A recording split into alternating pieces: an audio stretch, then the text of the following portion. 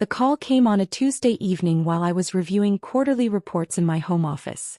Emma, honey, we need to talk about Thanksgiving, Mom began, her tone careful. Too careful. I minimized the spreadsheet showing our company's $340 million revenue projection. What's up? Well, Ashley's fiancé, Harrison, his family is very established. Old Boston money. They have certain expectations about. She doesn't want me there, I finished flatly. It's not like that, sweetie. It's just. Harrison doesn't know about your situation. Ashley told him our family is successful and having you there, well. Mom trailed off. Dad's voice joined in. He'd been listening on speaker. You understand, right? First impressions matter with these people. The Whitfields are connected to everyone who matters in Boston. We can't risk. Risk what exactly? I kept my voice neutral. You know what I mean, Emma. You're 32, still renting that studio apartment, working some entry-level job we don't really understand. Harrison's bringing his parents. His father sits on 3 Fortune 500 boards. His mother chairs the Museum of Fine Arts Gala Committee. Ashley's voice suddenly cut in, shrill and defensive. Emma, don't make this harder than it has to be. This is my future we're talking about. Harrison thinks I come from a family of achievers. Do you know what he'd think if he met you? I looked at the framed Forbes 30 Under 30 cover on my wall from 3 years ago. At the Incorporated Magazine Female Founder of the Year award from last month.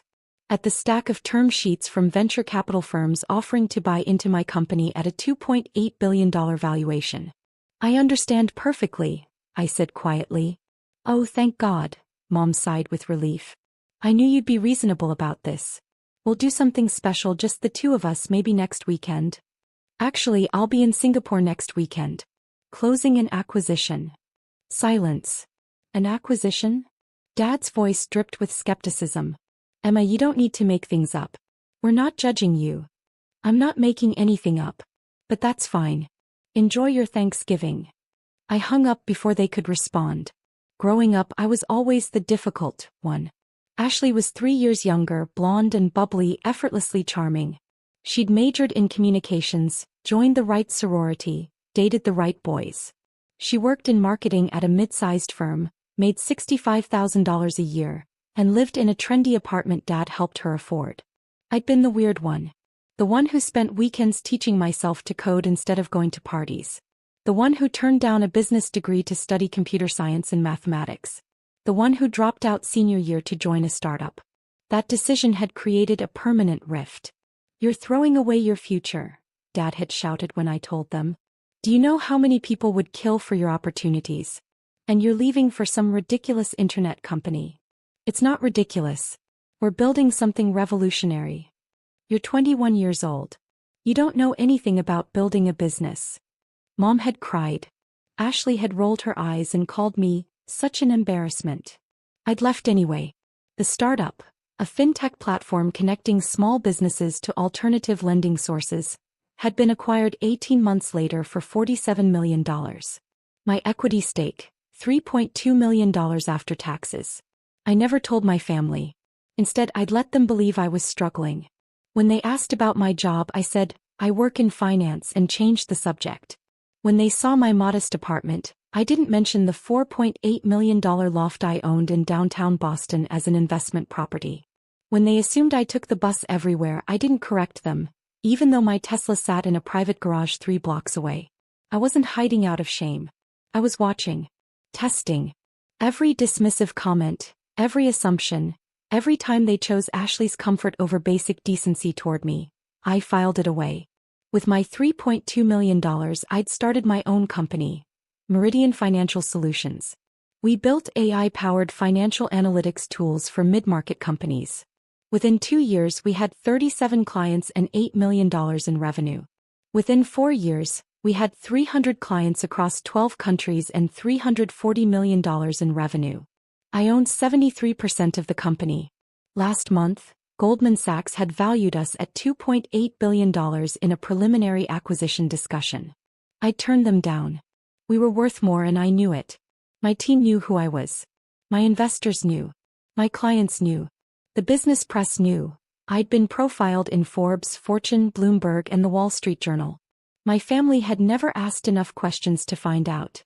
The Tuesday after the Thanksgiving phone call, I had breakfast with my CFO Marcus Chin.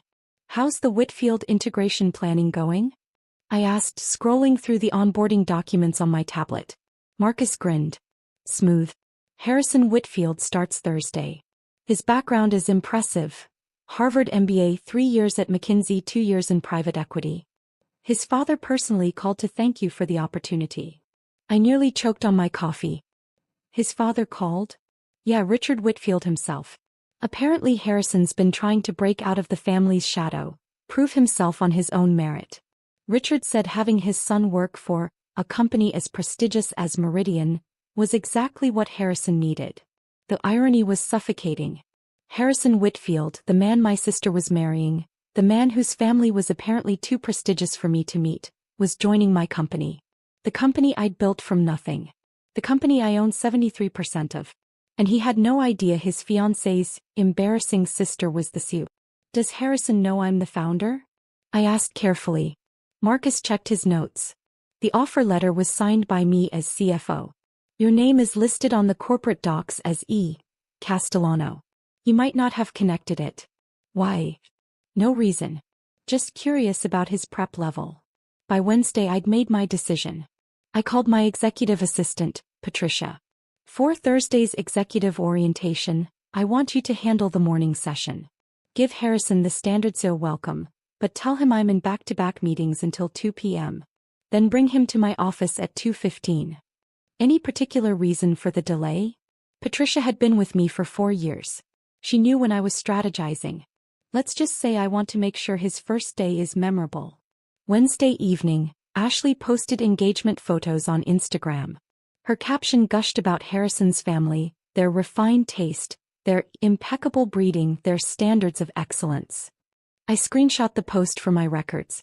Thursday morning, I arrived at Meridian headquarters at 6:30 a.m. Our offices occupied 4 floors of a glass tower in Boston's Seaport District. Floor-to-ceiling windows overlooked the harbor. The reception area featured our logo, a stylized compass, in brushed steel 12 feet tall. I'd designed every inch of this space. My corner office on the 14th floor had a view that stretched from the harbor to the financial district. Awards lined one wall. The other held my degrees. BS in computer science and mathematics from MIT, I'd gone back and finished after the first acquisition, and an MBA from Stanford that I'd completed part-time. My family thought I was a college dropout working an entry-level job. At 9 a.m. Patricia texted, "Harrison Whitfield checked in. He's very impressed with the facilities. Mentioned his father talked about Meridian at dinner last week." At 10:30 a.m., Harrison asked if he'd meet the CEO today. I told him you have a packed schedule but will make time this afternoon. At 11:45 a.m., he just said, and I quote, "I can't wait to meet the visionary who built this place." Should I tell him? I replied, "Let it be a surprise." At 1 p.m. I reviewed Harrison's file one more time. Harvard MBA, top 5% of his class. Thesis on emerging markets financial technology. McKinsey consultant specializing in financial services transformation. 2 years at Sterling Capital, a mid-tier private equity firm. Solid credentials. He'd earned this position on merit. But he'd also stood by while my sister excluded me from Thanksgiving because I'd embarrass him. At 2:10 p.m. I straightened my Tom Ford blazer, checked that my Cartier watch was visible and waited. Patricia's voice came through the intercom. "Miss Castellano, your 2:15 is here. Send him in." I stood behind my desk, silhouetted against the floor-to-ceiling windows, the Boston skyline glittering behind me. The door opened. Harrison Whitfield walked in wearing a navy Brooks Brothers suit, his Harvard class ring visible, his posture confident. He was tall, handsome in a conventional way, with the easy smile of someone who'd never been told no. He extended his hand toward me, his expression friendly and professional. Then he actually looked at my face. The smile froze. The color drained from his cheeks. His hand, still extended, began to shake. "You." His voice came out as a whisper. "You're Emma." I smiled politely and shook his hand firmly. "Harrison. Welcome to Meridian Financial Solutions. I'm Emma Castellano, founder and CEO. Please have a seat." He didn't sit. He stood there, hands still in mine, staring like he'd seen a ghost. Ashley's sister, he said faintly. You're Ashley's sister, Emma. That's correct. Though I prefer to be known here as the founder and CEO of a company you just joined as VP of Finance. I released his hand and gestured to the chair. Shall we discuss your role? He sank into the chair, his face cycling through shock, confusion, and what looked like rising panic. I don't. Ashley said you were. He couldn't finish the sentence. What did Ashley say exactly? I kept my voice pleasant, professional. I sat down and folded my hands on my desk. Harrison swallowed hard. He said you worked some entry-level position. That you lived in a studio apartment. That you'd struggled since dropping out of college. I see. And what else did she tell you about me? That you were. He stopped, clearly realizing how this would sound. That you'd be inappropriate for Thanksgiving. That meeting you would give my family the wrong impression of hers. I nodded slowly. And you agreed with that assessment? It wasn't a question. Harrison's face flushed. I trusted Ashley's judgment about her own family. I didn't think to question. You didn't think to question why someone's own sister would be excluded from a family holiday? I kept my tone level, letting the words speak for themselves. Miss Castellano, I had no idea that you were. Were what? Successful? Educated? Worth taking seriously? I opened a folder on my desk. Let's discuss your role here, shall we? As VP of Finance, you'll oversee our financial planning, analysis, and reporting functions. You'll work directly with Marcus Chin, our CFO, and you'll report to him. Indirectly, you report to me as I maintain final approval on all strategic financial decisions. Harrison's face had gone from pale to flushed. I need to call Ashley. You can call her during your lunch break. Right now we're in an orientation meeting. I slid a document across the desk. This is your 30-day roadmap. I expect weekly progress reports every Monday by 9 a.m. Questions? He stared at the document without seeing it. Does Ashley know you own this company? Ashley has never asked what I do for a living beyond my vague answer of finance. Neither has anyone else in my family. They made assumptions and I saw no reason to correct them. I leaned back in my chair. Now about your first project. We're analyzing the acquisition of a European fintech firm. I need your assessment of their capital structure by next Wednesday. Ms. Castellano. Harrison's voice cracked. I don't know what to say. You don't need to say anything, Harrison. You need to do your job. The job you earned on your own merit based on your Harvard MBA and your McKinsey experience. The job that has nothing to do with who you're marrying or which family you come from. I met his eyes directly. I hired you because you're qualified. What happens between you and my family is irrelevant to your performance here. Clear? He nodded mutely. Good. Patricia will show you to your office. Welcome to Meridian. Harrison didn't make it through the afternoon. At 4:47 p.m., my phone lit up with a call from Ashley. I let it ring through to voicemail. 30 seconds later, she called again. I answered on the fifth ring. This is Emma. What the hell did you do? Ashley's scream was so loud I had to pull the phone away from my ear. I'm in the middle of a workday, Ashley. Can this wait? Can this? You humiliated Harrison. He came home in the middle of his first day, completely hysterical, saying you're his boss? That you own the company he just joined? What kind of sick game are you playing? I put her on speaker and continued typing an email. I'm not playing any game. Harrison was hired 6 weeks ago based on his qualifications. His start date was scheduled for today. I'm not sure what's confusing about this. You knew he was my fiancé. I became aware of your engagement 3 weeks ago when you posted about it on Instagram. At that point, Harrison had already signed his offer letter, negotiated his compensation, and completed his background check. Was I supposed to rescind a job offer from a qualified candidate because my sister decided to get engaged to him? You should have told me. I was uninvited from Thanksgiving, remember? For being too embarrassing to meet Harrison's family. I wasn't aware I owed you detailed updates about my company's hiring decisions. Silence on the other end. Then, Mom said you worked some basic finance job. Mom never asked. Neither did you. Neither did Dad. I stopped typing and picked up the phone. Ashley, I have a 5 p.m. call with our London office. Was there something else? Harrison is devastated. He's talking about resigning. That would be unfortunate. He's a strong hire and we have a probationary period in his contract. If he resigns in the first 90 days, he forfeits his signing bonus and his unvested equity. I paused. That's $200,000 in cash and stock options that would vest to $1.8 million over 4 years at our current valuation. But it's his choice. Emma, you can't do this to him. I'm not doing anything to him. I'm offering him an excellent position with competitive compensation at a rapidly growing company. What you're asking me to do is fire a qualified employee because it's inconvenient for you. The answer is no. Then he'll find another job. He's welcome to try. Though I should mention that in Boston's fintech sector, which is where his expertise lies, Meridian is considered the most prestigious employer outside of the big banks. His father called Marcus personally to say how proud he was that Harrison got this position. Another silence. His father too knows?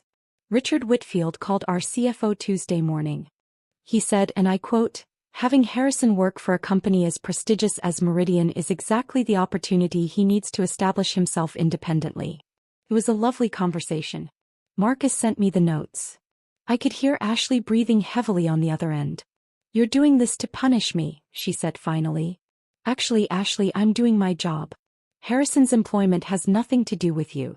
What I find interesting is that you immediately assumed his career should revolve around your comfort rather than his own professional development. I need to call Mom. Good luck with that. I have to go." I hung up. My phone exploded. Text from Mom, "Call me right now." Text from Dad, "What is Ashley talking about? You own a company." Text from Ashley, "You are ruining my life." Text from Harrison, "Miss Castellano, I apologize for leaving early. May I schedule a meeting to discuss my role tomorrow?" I responded only to Harrison, "Of course. Patricia will send you calendar options." At 6:15 p.m. my parents called on FaceTime. I answered while packing my briefcase. Mom and Dad were both on screen, sitting at their kitchen table, faces tight with confusion and anger. "Emma Louise Castellano." Mom began, using my full name like I was 12. "What is going on?" "Ashley is hysterical. She says you own some company and Harrison works for you." "That's correct." "What do you mean that's correct? You told us you worked in finance." "I do work in finance. I run a financial technology company." Dad leaned forward. "Run? Emma, stop exaggerating. You can't just." I turned my phone camera to pan across my office. The Forbes cover. The Incorporated Magazine Award. The Stanford MBA diploma. The floor-to-ceiling windows with the harbor view. The Meridian logo on my desk nameplate. Emma Castellano, founder and chief executive officer. When I turned the camera back to my face, they were both silent. "I founded Meridian Financial Solutions 7 years ago," I said calmly. "We provide AI-powered financial analytics to mid-market companies globally. We have 300 clients in 12 countries. Last year's revenue was $340 million. We employ 270 people. Goldman Sachs recently valued the company at $2.8 billion. I own 73% of it." Mom's mouth opened and closed. No sound came out. Dad found his voice first. That's not possible. You dropped out of college. You live in a studio apartment." "I finished my degree at MIT after my first company was acquired for $47 million.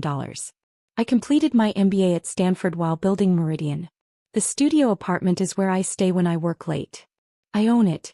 I also own a $4.8 million loft downtown, a house in Cambridge, and a vacation property in Vermont. I'm sorry you found my living situation so disappointing." "Your first company?" Mom whispered. "The startup I joined at 21. The one Dad called a ridiculous internet company. We were acquired 18 months later. My equity was worth $3.2 million after taxes. I used it to start Meridian." Dad's face had gone red. "Why didn't you tell us?" "You never asked. You assumed I was struggling and I let you assume it. I wanted to see how you'd treat me when you thought I was the family failure." "That's not fair," Mom protested. "We never said. You uninvited me from Thanksgiving because I'd embarrass Ashley's fiancé. You told me my presence would give his family the wrong impression of yours. You chose Ashley's comfort over my basic inclusion in a family holiday." My voice stayed level. "I wasn't hiding my success from you. I was testing whether you valued me as a person or only as a status symbol. We were trying to help Ashley. You were prioritizing her image over my dignity. There's a difference. Ashley's voice suddenly joined the call. She'd walked into their kitchen. This is insane.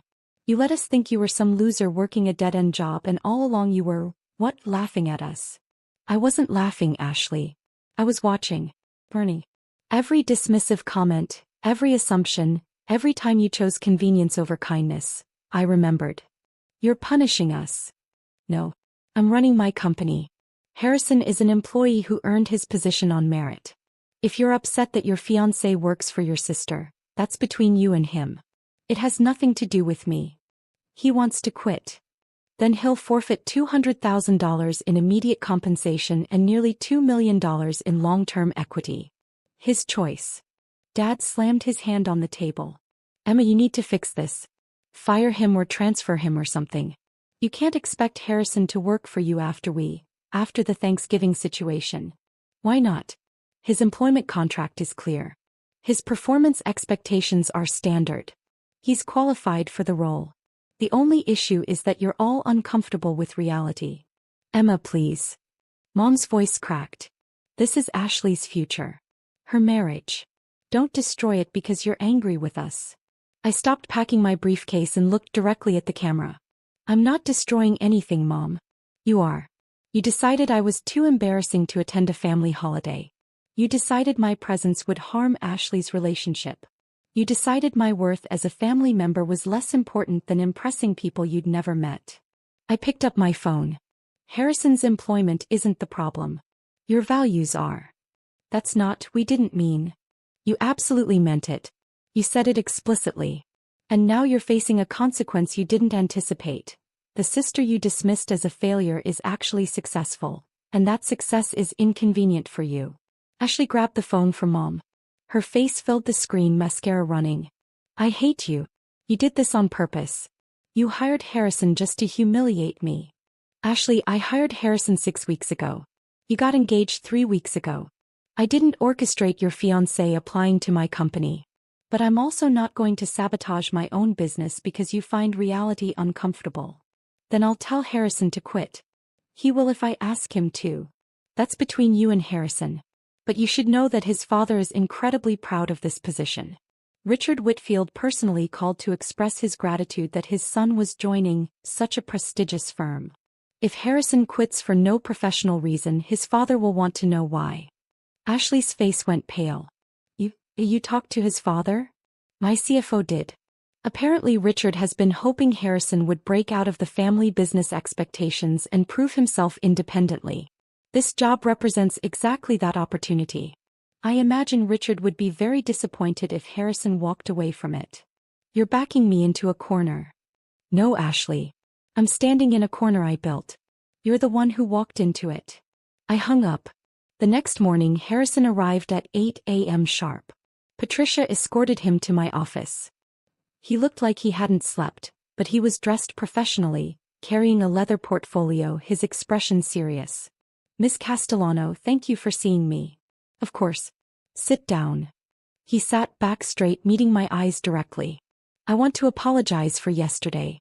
Leaving early was unprofessional. It won't happen again. Apology accepted. Is there anything else? He hesitated. Ashley asked me to resign. I'm aware. What did you tell her? I told her no. He took a breath. I spent last night reviewing Meridian's financials, reading your interviews, researching your background.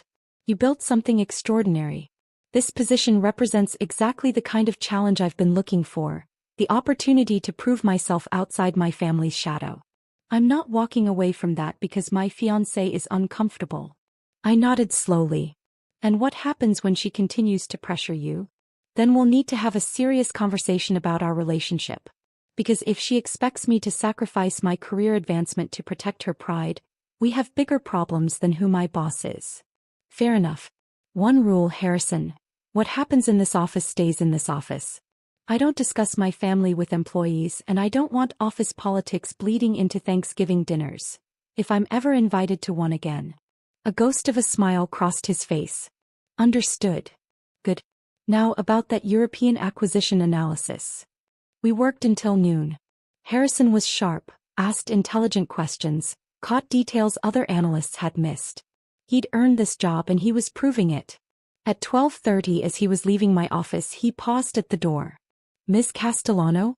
For what it's worth. I'm sorry. About the Thanksgiving thing. I should have questioned why Ashley was excluding her own sister. I should have insisted on meeting you. I let social climbing override basic decency and that's on me. Harrison, I appreciate that. But understand something. I didn't hire you to punish my family, but I'm also not going to manage my company around their comfort. You do your job well, you'll have a fantastic career here. But don't expect me to make this easier for Ashley. She made her choices. Now she lives with them. Fair enough." He left. At 1 p.m. my phone rang. Unknown Boston number. Emma Castellano. "Miss Castellano, this is Richard Whitfield. Harrison's father." I sat up straighter. "Mr. Whitfield. How can I help you? I understand there's been some confusion regarding my son's employment with your firm."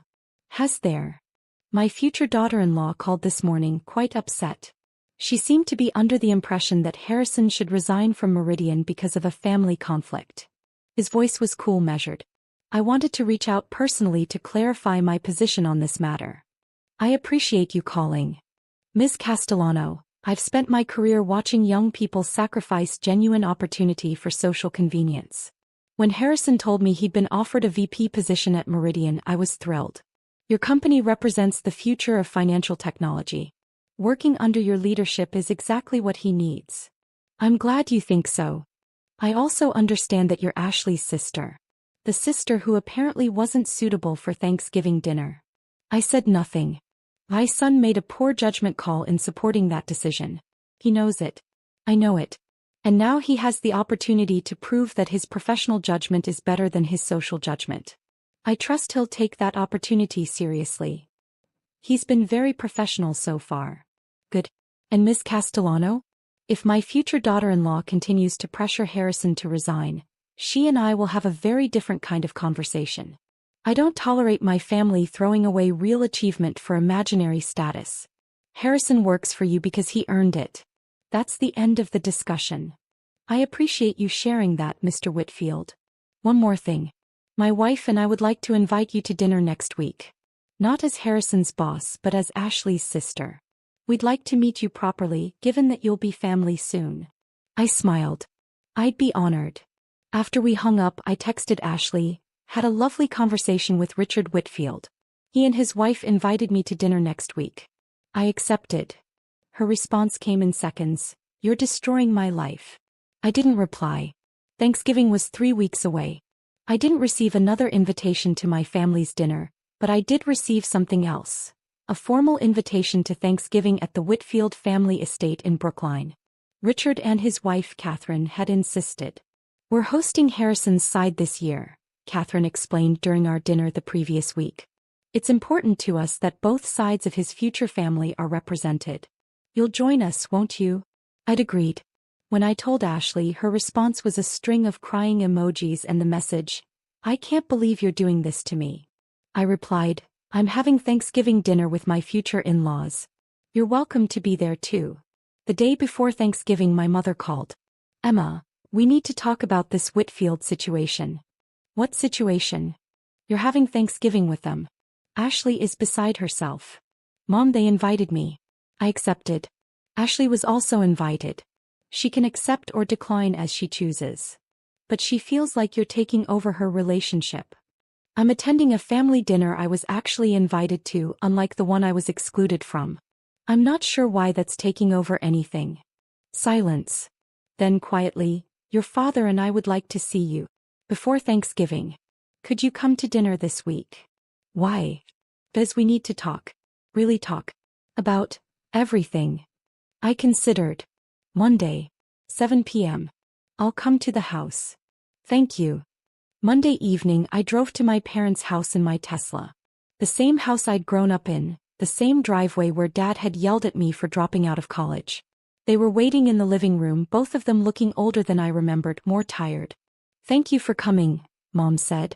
I sat in the armchair across from them. You said we needed to talk. Dad spoke first. We've spent the last 3 weeks reading about you. Your company. Your achievements. The interviews, the awards, He stopped. We had no idea. You never asked. That's not fair, Mom protested. You told us you worked in finance. You let us think.